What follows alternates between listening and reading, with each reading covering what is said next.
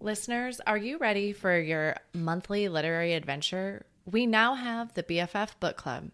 Join us each month to explore a new book. After reading, connect with fellow book lovers and meet the author in a live interview. Can't make it live? Don't worry. We'll send you the recording. You can find all the upcoming book club selections at www.bookishflights.com/read/BFF book club.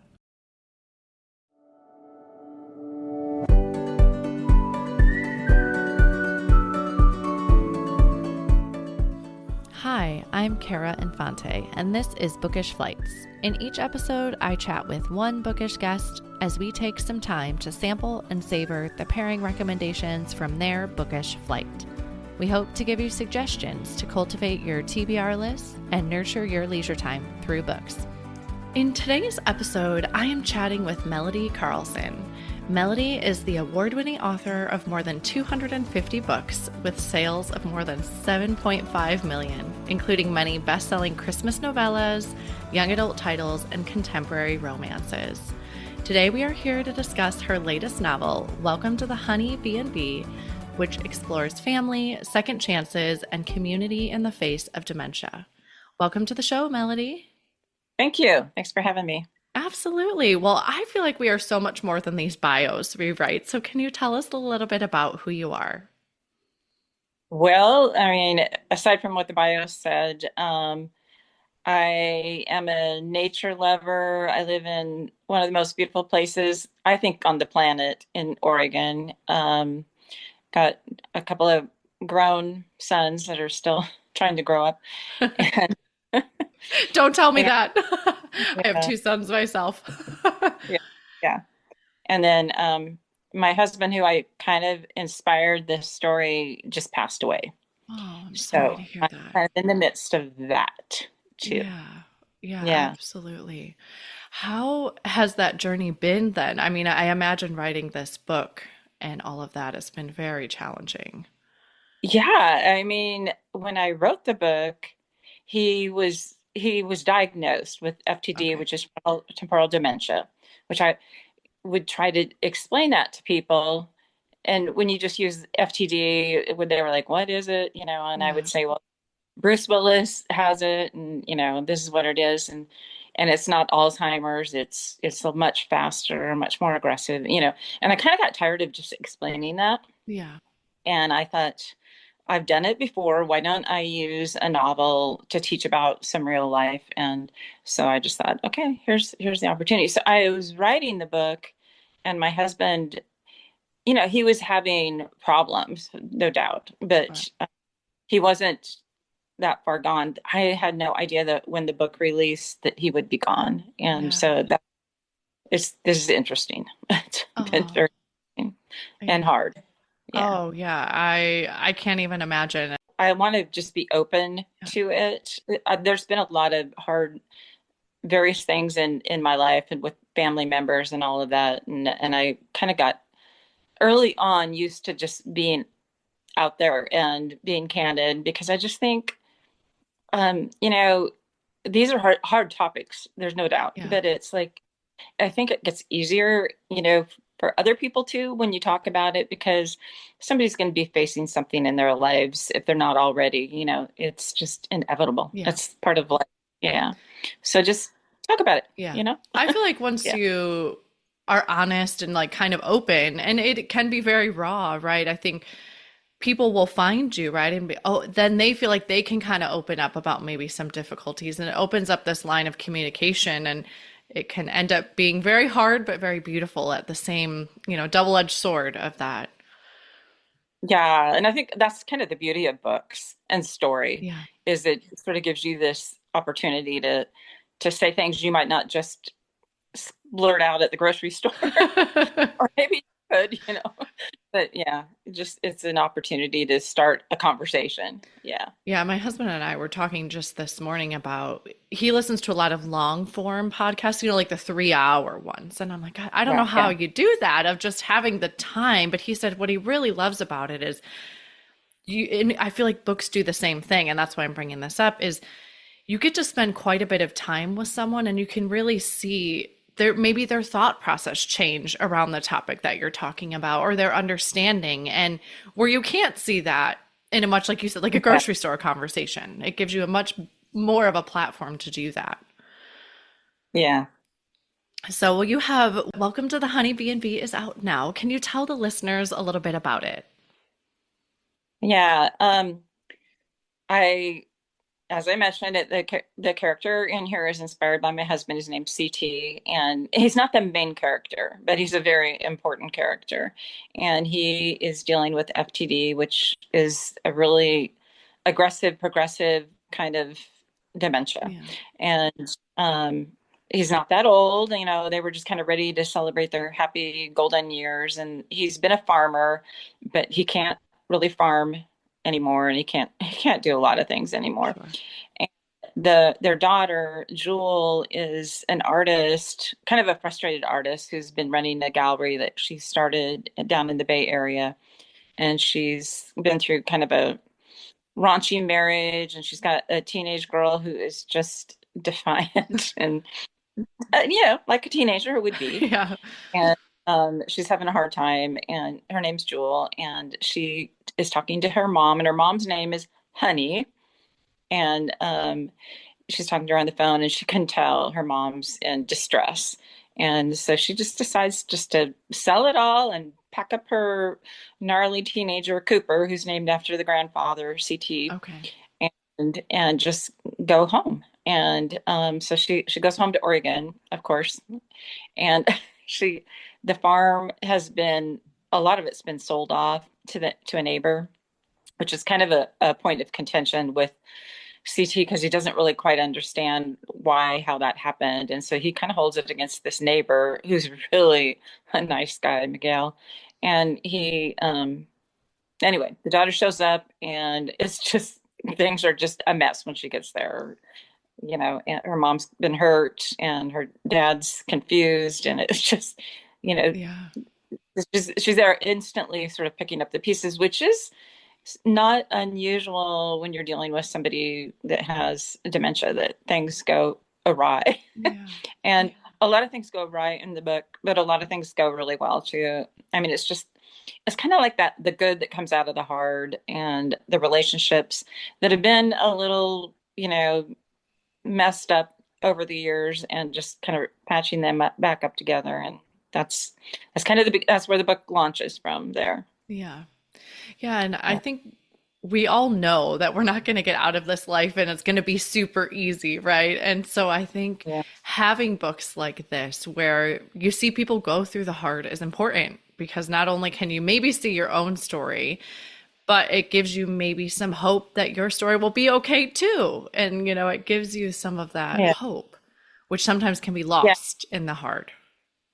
It is. And I think for people who have, a family member or a friend or anybody struggling with something like this, and it's like, I don't think there's anybody who doesn't have that. I haven't met anybody. It's just like, and according to what I've read, and this is kind of dismal information here, but dementia will continue to increase. And I think it has to do with exposure to chemicals and Yeah.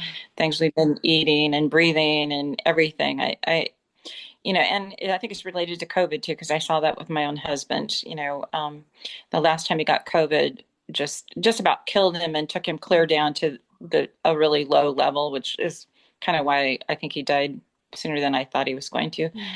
But it's going to be here, and you're right. We don't get out of this life unscathed, and the end for all of us. And I'm kind of getting more comfortable talking about this part, because I never was before.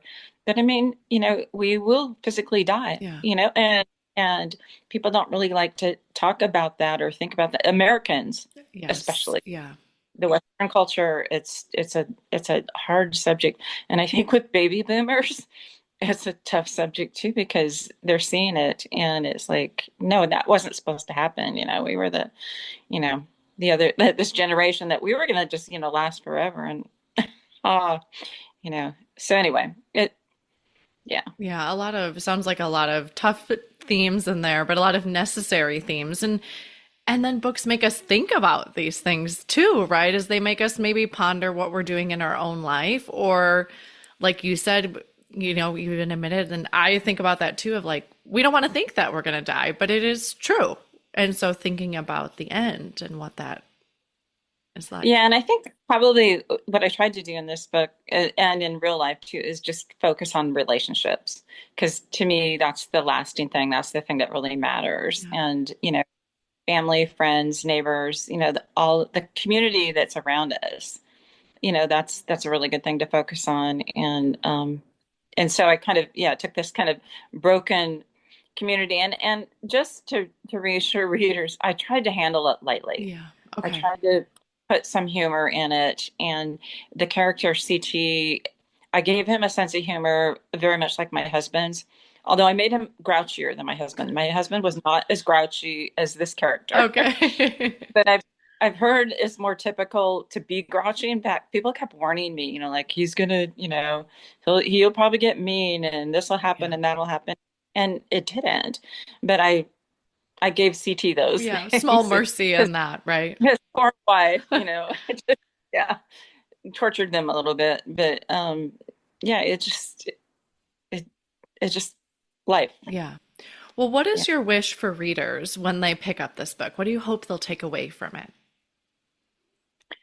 I hope that they'll understand dementia a little bit better. I mean, there are points in the book, not very many, but where I actually write it from CT's point of view, which I would just sit there and kind of just, literally kind of study my husband because I'm trying to wrap my head around what does it feel like to have your Yeah. brain cease to work? What is that like? Because you still have emotions, you still have, desires. I mean, what's that like? And, even in my husband's, gosh, I think it was probably 2 weeks before he died. I didn't know he was, Sure. going to go as fast as he did. It was extremely fast. But he said to me, could he go to school? And I was like, what do you mean? And he didn't really know what he meant, but he Sure. just kept saying, well, couldn't he just go to school? And I said, well, there's other ways to learn. I don't know that you can go to school, which was really dumb on my part because one of the things you're supposed to learn when you're dealing with somebody with dementia is just to say, oh yeah, sure, you can do that, Like kind of even be with if, them and what they're thinking. yeah, Okay. but I mean, I was trying to figure out what are we talking about here? What's which was really stupid on my part. Like, what's your goal? Like, really? It's Yeah. like he doesn't have a goal. But I realized later it's what he was really wanting was he wanted his brain back. Yeah. He wanted to be able to communicate and do what he had done before, like so could he go to school and fix that, which was just heartbreaking. Yeah. But yeah, I would try to just figure out what's it like in there. And I would sometimes, ask him actually a lot of times, what are you thinking about? Well, he never knew. Sure. But, but I wanted to get in there and just see because I knew he was experiencing a lot of confusion and different things that it's like, what does it look like? What does it feel like? And Yeah. as a writer, I think we do that. We just want to get into other people's skin and walk with them in their shoes. And Yeah. yeah, Yeah. And yeah. So I understand it. do that. Tried to do that with CT and tried to show the confusion and fear and the things that go with that. So yeah, I guess I hope the readers will take that Yeah. away as like a little glimpse. Yeah. Was thinking as you were talking about, I know it's very hard on caregivers, right? And we talk about caregiver fatigue, and I'm a physical therapist by trade in my life that I'm not in now being stay-at-home mom and podcaster. But the burden on care, and I don't want to say, I shouldn't say burden, that's not the right word, but just the toll it takes on a caregiver. And did you find, maybe there's someone listening that is maybe going down a similar road? Was there anything that you found that maybe helped, or any groups or any information that you gathered that helped you, you know, in this process with your husband? Yeah. Well, I read a lot of books Okay. and that actually did help. There was one book that I read and I put this list in the back of my book because Okay. I just wanted to get resources, but one of them was written by a guy who was caring for his wife and it was called Caring for Carol. Okay. And it was actually, that was helpful because it's like, okay, he gets me, I can, I can relate to what he's saying, and the, it's just, I think, unless you are talking to somebody who's actually done it, it's it's really hard to wrap your head around. And even um, after Chris died, I was reading a lot about grief, and I was thinking, I know grief is individual, Yeah. and we don't go through the steps the way that everybody says that you do. And but I kept thinking, but this doesn't really feel like it's quite, I don't want to say it's not enough. I don't know. I couldn't figure it Sure. out. And so I started reading about caregivers who had lost the one that they were caring for. Oh, that's a whole nother kind of grief. And it was good for me to read that because it made me feel less crazy. Because I mean, it was kind of making me feel a little bit crazy. And there was a reason that I felt crazy. It's because I spent the last 3 years caring for him, Yeah. and it does something to your brain. It really Yeah. does. And I feel, fortunately, I had another book to write that was due that I just finished this week. Okay. And ironically, even though that was a book that I had contracted, more than a year ago, and had no idea where I would be at this stage. Sure. It's about widows Wow. and sharing the house, and I tried to handle it lightly too, but that's kind of hard to handle grief and widows too lightly. Yeah. But yeah, it's just a different, the whole caregiver thing is a little bit of a different ball game. And yeah, the encouragement that I found, I did go to a dementia group for a few times, but found it really hard to get away. Yeah. And then finally, everybody kept saying, "Get some help, get some help, get some help." So I did hire a part-time help, and that did make a difference. It was really hard for me to take that step because I was so used to taking care of everything for him. Yeah. It's weird. It's like Stockholm syndrome or something, like you need to let go, but you don't want to let go. And Yeah. so And we then, always feel like we can do it all. I think that's just our mentality. So to think, no, I need, oh, assistance, and that's hard. exactly, exactly. And so what I found is the best thing I could do for myself, and I had to force myself, was just to get outside and be with nature. Yeah. And sometimes it was just on my own property with my hummingbirds and my little fish pond and growing sunflowers, which literally fed my soul, Hmm. all of these little things. And it didn't seem that significant, but it made a huge difference, or just taking a walk or whatever. But I mean, that's me. Everybody deals with things Yeah. differently, but that probably nature helped me probably more than God, and nature helped me more than Yeah, anything. that's what I was gonna say. I Yeah. feel like you kind of need to know yourself, right? And what it is that will kind of fill, I don't know that fill you up is the right word, but just give you a little bit, Yeah. bolster you a little bit, and that's going to be different for everybody, right? That could be books, that could be talking with a coffee date with a friend, or getting out, Yeah. getting out in nature, and but knowing yourself in that and figuring that Yeah. out is super important. And in the evening with my husband, it was a lot of old movies, old funny movies. Yeah, comedy. I like it. Yeah, and I can't help Yeah. but thinking at the end of the show, the quote is, books come into our lives when we most need them. And it seems like even as a writer, your books have come into your life, maybe when you most need them. And I think that's God just showing up for us. And we don't, he knows our path and we don't, but he's there every step of the way. Back. Yeah. I agree totally. Yeah. Yeah. Well, what have you learned about yourself? You've written many, many, many books, but what have you learned about yourself through writing? Wow, that's a really good question. I have been asked hundreds of questions. I don't think I've been asked that Oh, one before. yay. Yay. What have I learned about myself? Well, I feel like every time I write a book, I learn something new. And it's not always profound, but just some little something. And like this book that I just finished, just it made me actually face up to the idea that, yeah, I didn't just lose my husband. I was his, lifeline caregiver too. And so probably in that book, that's what I learned because I was researching about grief, and Yeah. that I just stumbled across it. But then in other books, I think probably the thing I learn over and over and over and over again, and it's the thing I try to put in my books, is about grace. Yeah.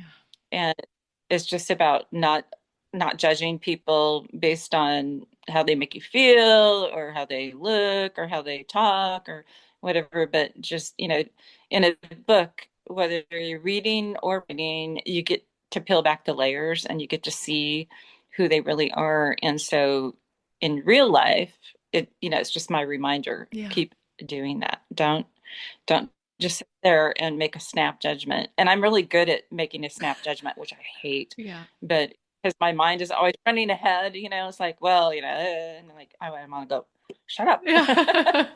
But I know we were joking at Bible study last week about, I was like, I wish I could write it on my forehead to remind myself, right, of these little spiritual lessons that I need continuously.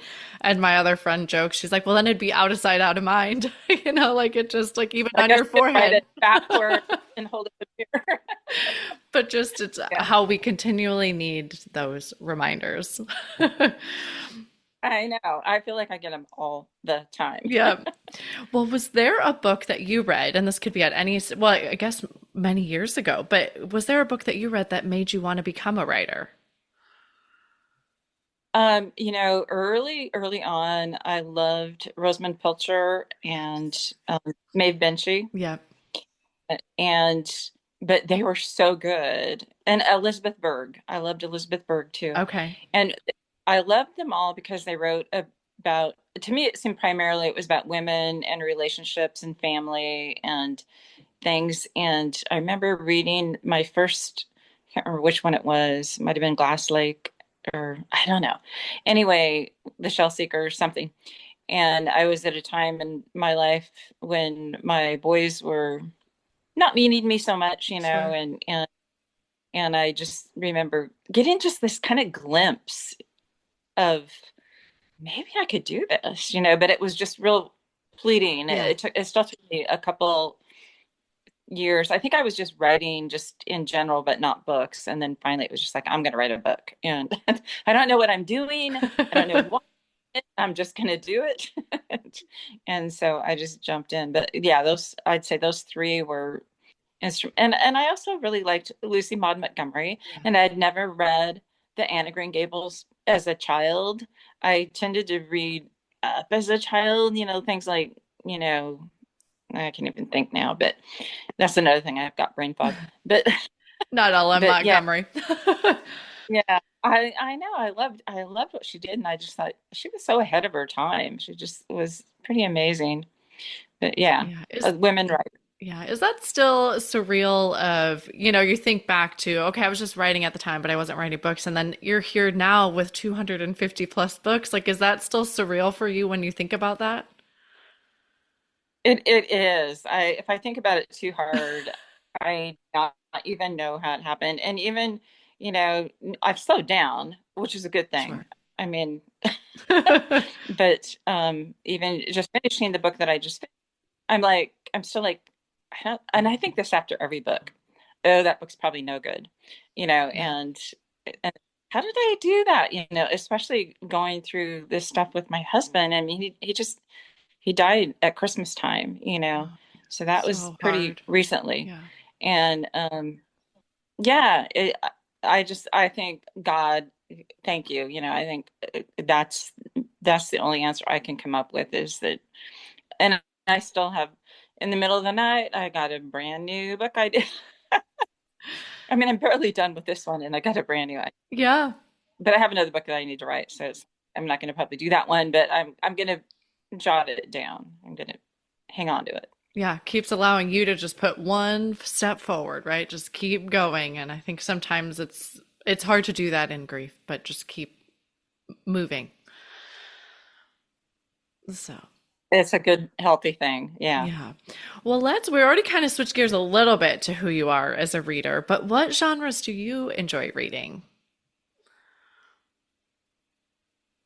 Um, a little bit of everything. I mean, I can enjoy a really well-written memoir a lot. Right now, I'm actually reading it's Three Dog Life which it's kind of about grief and stuff. Yeah. But and then I recently read A Gentleman in Moscow. I loved that. That Yeah. was really good. I felt like I kind of could relate to him because I felt sort of trapped in my own home Yeah. for the last couple of years, because I just couldn't go Yeah. and do and yeah. Yeah. Your But freedom is not what you thought, right? Of, yeah, just coming and going no, as you please. now I'm still trying to get used to the fact that I can just, you know, go. It's Yeah. like, wow, this is kind of crazy. Yeah. Yeah. I've had these moments of my kids are, what are they now? They're about to all have birthdays. So you're like in that moment, but they're 9, 6, and 4.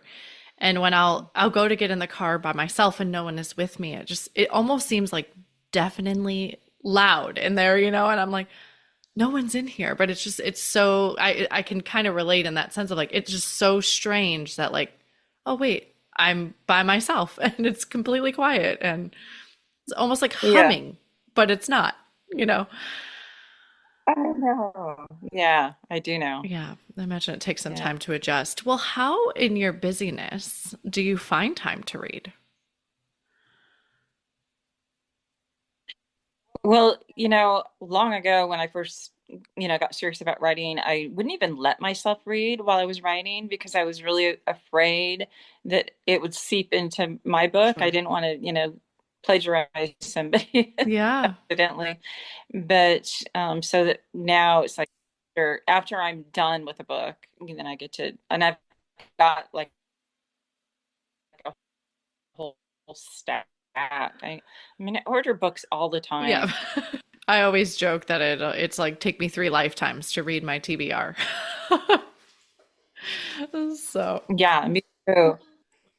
I have, in fact, it was kind of the inspiration behind the book that I just wrote because I have this huge, behind me these are my books, that's but amazing. in our library, I have, it's like floor to ceiling and I think it's 17-foot high ceiling of books. Wow. And we only got into our house. My husband was starting to have FTD when we were building it, and Okay. we only got into it in 2022. And then I kind of knew what was going on. And then we were sitting in my library with a friend, and she goes, "Well, as we're getting closer, are you going to, sell your house? Or are you going to, stay here?" And I looked up there and I go, "I could never pack all these books. I just, I think I'm stuck here because of these books." So yeah, the next novel that'll be out about a year from now is called All Booked Up. I love it. That's a And great she title. instead of getting rid of all her books, she brings in some friends to help share her house. Oh, that sounds so fun. I'm definitely going to be watching for that one. So, thank you for sharing that. Well, I ask everyone to bring 3 books together in the form of quote unquote a book flight. So, can you tell us which way you're going to take us today with your book flight? Yes, and I didn't really get one together, but I do have my to be read stack here, It seems and I'm going to fitting grab for them our real quick. conversation, so that seems perfect. Yeah. Well, because, I didn't get as much reading done, while caring for my husband as I would have liked.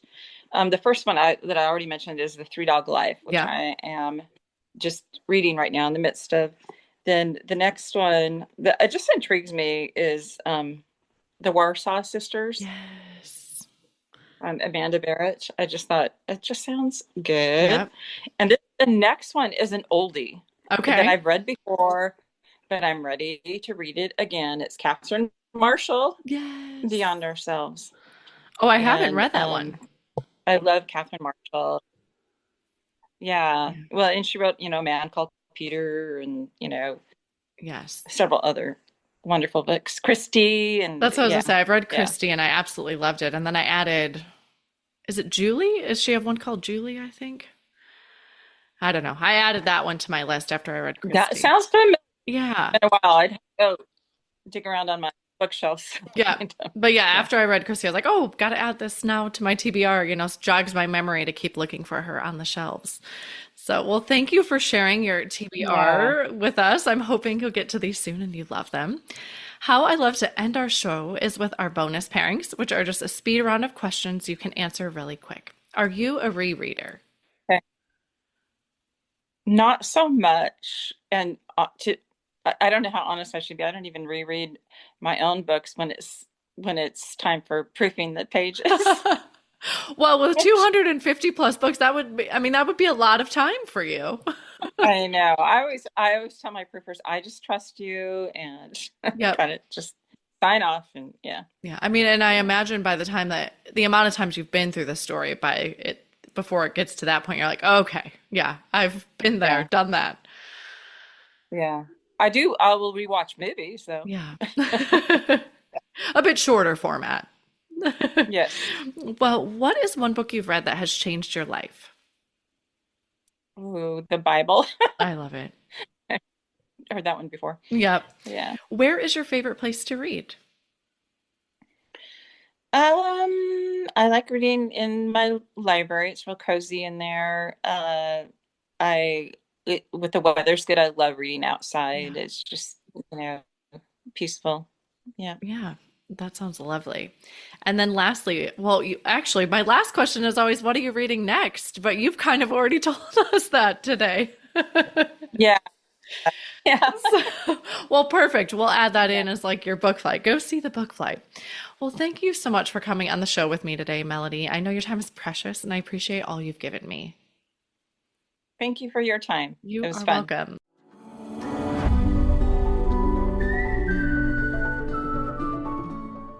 Thank you so much for listening to this episode today with Melody Carlson, including books on her current to be read list. You can see all the books we've talked about on this episode at bookishflights.com. That is also where you can find more information about today's book flight or other books that we talked about. That's it for today. Thank you so much for listening. As Emma Thompson said, I think books are like people in the sense that they'll turn up in your life when you most need them. Cheers to you, dear readers. Until next time.